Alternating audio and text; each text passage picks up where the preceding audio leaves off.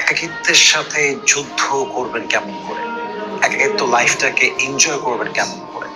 যখন আপনি খুবই একা, মনে হচ্ছে কেউ নেই লাইফে, আমি খুবই একা হয়ে গেছি, ওই মুহূর্তটাকে আপনি সাফার করে সামনে এগিয়ে যাবেন কেমন করে?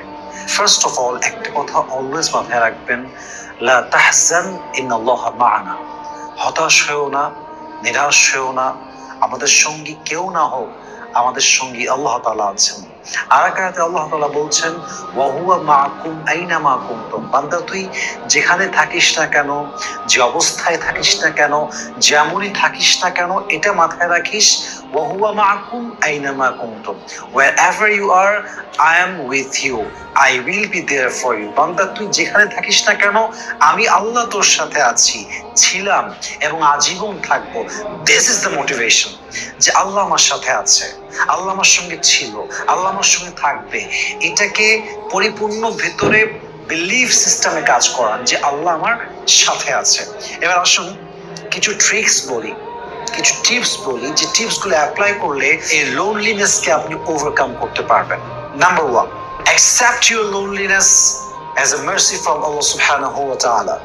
আপনি যদি আপনার লাইফের একাকিত্বকে আল্লাহর পক্ষ থেকে একটা রহমত হিসেবে গ্রহণ করতে পারেন, এটা আপনাকে এনজয় ফিল করতে মোটিভেট করবে। এর কারণ হচ্ছে, আমার একাকিত্ব যদি আমাকে আমার রবের কাছে নিয়ে যায়, আমার একাকিত্ব যদি আমাকে আমার রবের বন্ধু বানিয়ে দেয়, আমার একাকিত্ব যদি আমাকে আমার রবকে চিনতে সাহায্য করে, এটাই সেরা। আমি একাই থাকবো, আমি আমার রবকে চাই, আমি আমার রবের কাছের বন্ধু হতে চাই, আমি রবের কাছে যেতে চাই, আমি আমার রবের সবচেয়ে ঘনিষ্ঠ বান্দা হতে চাই। এবং আমার একটা বক্তব্য আমি বলেছিলাম যে হাদিসে এসেছে, আপনার জীবনের কষ্ট, দুঃখ, আপনার লোনলিনেস, আপনার একাকিত্ব যদি আপনাকে আপনার রবের কাছে এক ধাপও সামনে নিয়ে যায়, এটা আপনার জীবনে আল্লাহর পক্ষ থেকে আসা সবচেয়ে বড় মার্সি, সবচেয়ে বড় রহমত, সবচেয়ে বড় ব্লেসিং, সবচেয়ে বড় বাউন্টিস। সুবহানাল্লাহ।